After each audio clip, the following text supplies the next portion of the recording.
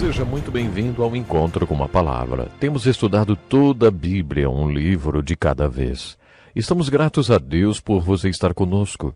Sua atenção nos dá muita alegria. No programa de hoje, passaremos a carta aos Efésios. Mas antes de começar, gostaria de fazer as últimas observações a respeito da carta aos Gálatas. Nesse estudo do Novo Testamento, me sinto como se estivesse apresentando para vocês um amigo muito querido. Gostaria que você atentasse para uma passagem biográfica de Paulo na carta aos Gálatas, que nos revela um pouco sobre o seu espinho na carne. A passagem é Gálatas 4, versículos 12 a 16, e diz assim: Eu lhes suplico, irmãos, que se tornem como eu, pois eu me tornei como vocês. Em nada vocês me ofenderam. Como sabem, foi por causa de uma doença que lhes preguei o Evangelho pela primeira vez. Embora minha doença lhes tenha sido uma provação, vocês não me trataram com desprezo ou desdém. Ao contrário, receberam-me como se eu fosse um anjo de Deus, como o próprio Jesus Cristo. Que aconteceu com a alegria de vocês? Tenho certeza que, se fosse possível, vocês teriam arrancado os próprios olhos para dá-los a mim. Tornei-me inimigo de vocês por lhes dizer a verdade? Essa passagem traz uma importante revelação sobre o apóstolo Paulo. Os estudiosos não sabem dizer com precisão qual era a natureza deste espinho na carne de Paulo. Poderia ser o resultado de uma doença ou uma ferida. Paulo passou por tantos apedrejamentos e açoites. É bem possível que ele tivesse ficado com sequelas. Talvez fosse uma consequência da cegueira momentânea da estrada de Damasco quando ele se encontrou com Jesus Cristo. Seja lá qual fosse a causa, o fato é que ele tinha esse espinho na carne. Esse texto nos faz pensar que talvez a aparência física de Paulo tivesse sido muito afetada por esse espinho na carne, tanto que ele sugere certa repulsa por parte dos Gálatas. Você está lembrado que Paulo contou que os Gálatas, se pudessem, teriam até tirado os olhos e dado a ele? Isso indica que Paulo tinha a visão muito debilitada, quase cegueira total. Talvez tenha sido por isso que não era o próprio Paulo quem escrevia as cartas, com exceção à carta aos Gálatas. Ele sempre tinha alguém, um escrivão, que escrevia as cartas para ele, porque não enxergava bem. Em Gálatas 6:11 ele diz: Vejam com que letras grandes estou lhes escrevendo de próprio punho. Acho que você não deixou passar despercebida uma pergunta no final dessa passagem, né? Tornei-me inimigo de vocês por lhes dizer a verdade? Uma vez vi este versículo numa placa no escritório de um homem de negócios. A última coisa no mundo que as pessoas querem ouvir é a verdade. Mesmo aquelas pessoas que pagam uma fortuna a terapeutas não suportam ouvir a verdade. Os terapeutas têm de ser muito habilidosos para guiar o paciente à verdade que ele precisa enxergar para se libertar de seus problemas. E há uma pergunta muito profunda aí. Tornei-me inimigo de vocês por lhes dizer a verdade? Depois, no capítulo 4, versículo 19, Paulo fez uma declaração muito interessante, já que estamos estudando sobre o novo nascimento. Ele diz: Meus filhos, novamente estou sofrendo dores de parto por sua causa, até que Cristo seja formado em vocês. Todos sabemos que Cristo em nós é a esperança da glória, conforme Paulo fala na carta aos Colossenses. Mas, como Jesus estabelece residência em nossas vidas, nós evangélicos enfatizamos o conceito de receber a Cristo. Pedimos que as pessoas façam uma breve oração pedindo que Cristo entre em seus corações. Eu não encontro nenhuma referência desse procedimento nas Escrituras. Encontramos passagens que dizem que Cristo está plantado em nossas vidas como uma semente. Pedro diz que Cristo nasce em nós através de uma semente incorruptível, que é a palavra de Deus. De acordo com Pedro, a palavra de Deus fertiliza a semente da nossa fé e Cristo nasce em nós. Paulo sugere a mesma coisa quando escreveu: até que Cristo seja formado em vocês. Como Cristo estabelece residência em nossas vidas? Essa é uma pergunta muito importante. De acordo com Pedro e com Paulo, Cristo nasce em nós. Outro versículo que também não podemos deixar passar em branco é Gálatas 5 e verso 1. Foi para a liberdade que Cristo nos libertou. Portanto, permaneçam firmes e não se deixem submeter novamente a um jugo de escravidão. Poderíamos parafrasear esse versículo assim: Cristo nos libertou. Certifiquem-se de que vocês continuarão livres e não se prendam novamente às correntes de escravidão das leis e cerimônias judaicas. Cristo nos libertou.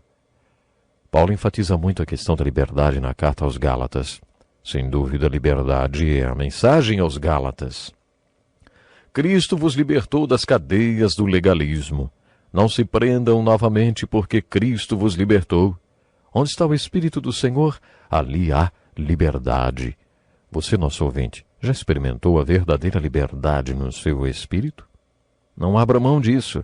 Paulo foi muito claro no versículo 19 do capítulo 5, quando falou sobre as obras da carne: imoralidade sexual, impureza e libertinagem, idolatria, ira, egoísmo, dissensões, facções e inveja, embriaguez, orgias e coisas semelhantes. Eu os advirto como antes já os adverti. Aqueles que praticam essas coisas não herdarão o reino de Deus. Se o que eu acabei de ler faz parte da sua vida, segundo o que Paulo nos ensina, você é escravo de desejos pecaminosos e precisa ser liberto pelo poder de Jesus Cristo. Vivam pelo Espírito e de modo nenhum satisfarão os desejos da carne. Esse é o versículo 16. Nosso tempo está voando e precisamos continuar com o nosso estudo. Mas vamos iniciar agora o estudo da carta de Paulo aos Efésios.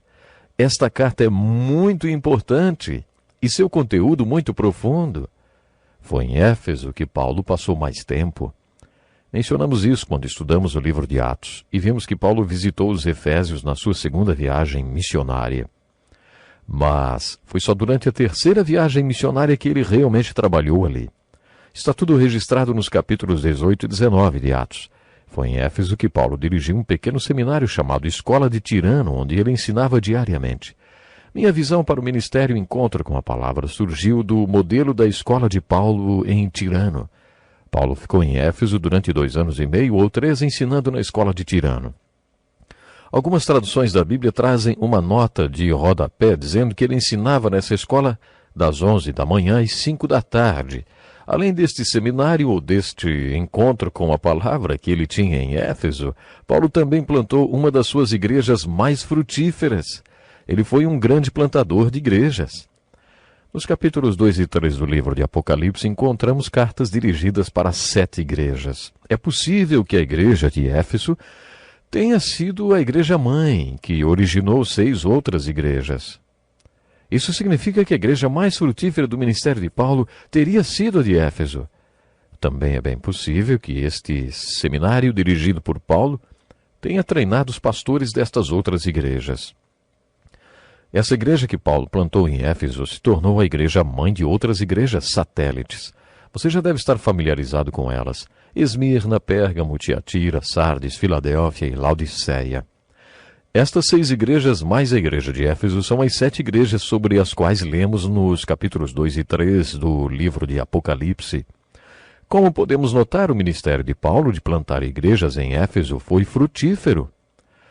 Pode até ser que esta carta aos Efésios fosse uma carta circular, não só para a igreja de Éfeso, mas também destinada às 6 outras igrejas. Como a igreja de Colossos pertencia à mesma região, pode ser que ela também fizesse parte deste grupo de igrejas satélites. Outra razão que faz esta carta ser tão importante é o seu conteúdo. Sua mensagem central está resumida neste versículo: Bendito seja o Deus e Pai de nosso Senhor Jesus Cristo, que nos abençoou com todas as bênçãos espirituais nas regiões celestiais em Cristo. Neste versículo, Paulo disse: Vocês crentes controlados pelo Espírito têm todas as bênçãos espirituais que precisam para viver como nascidos de novo. Ele diz que essas bênçãos estão nas regiões celestiais em Cristo. Podemos encontrar todo o carisma, os dons do Espírito e a capacitação que precisamos para viver como seguidores de Cristo, de aprendermos o que significa viver em Cristo e nas regiões celestiais em Cristo. Éfeso e também estas outras cidades são exemplos da cultura que imperava em Roma. A cultura grega helenista estava em declínio. Na verdade, estava quase decadente. Era por isso que a cidade de Corinto estava tão corrompida. Quando Paulo estava em Éfeso, o Império Romano estava no seu auge. Éfeso e essas outras cidades localizavam-se no que conhecemos hoje por Turquia. Se você visitar esse lugar, descobrirá uma das partes mais bonitas do mundo. Nos dias de Paulo, esta parte do mundo, hoje chamada de Ásia Menor, correspondia à metade ocidental do Império Romano e servia como região de balneário dos imperadores ou do alto escalão dos oficiais romanos.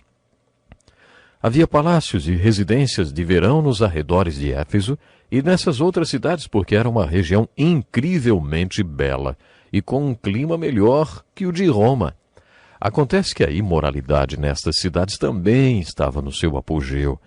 Hoje, em lugares como Éfeso, encontramos evidências arqueológicas de adoração a ídolos, imoralidade e também pornografia. Paulo escreveu para os crentes de Laodiceia e demais localidades, incluindo Éfeso, que era possível que eles vivessem vidas santas apesar de estarem bem no meio de toda a imundície e pecado do Império Romano. Na carta aos Efésios, Paulo diz que a única maneira de viver dessa maneira é vivendo em Cristo. Isso significa viver dentro das dimensões espirituais. A experiência de Paulo, que o expôs a este tipo de revelação, aconteceu em Listra. Listra era uma das cidades da região da Galácia. Foi para as igrejas desta região que Paulo escreveu a carta aos Gálatas. Quando Paulo estava em Listra, foi apedrejado e dado como morto até. Muitas pessoas acham que ele realmente morreu e ressuscitou. Infelizmente, o nosso tempo acabou hoje, mas como sempre, antes de encerrar, quero deixar um desafio para você. Leia a carta de Paulo aos Efésios. Peça ao Espírito Santo que revele a você o que Paulo quis dizer com viver nas regiões celestiais. Deus lhe abençoe.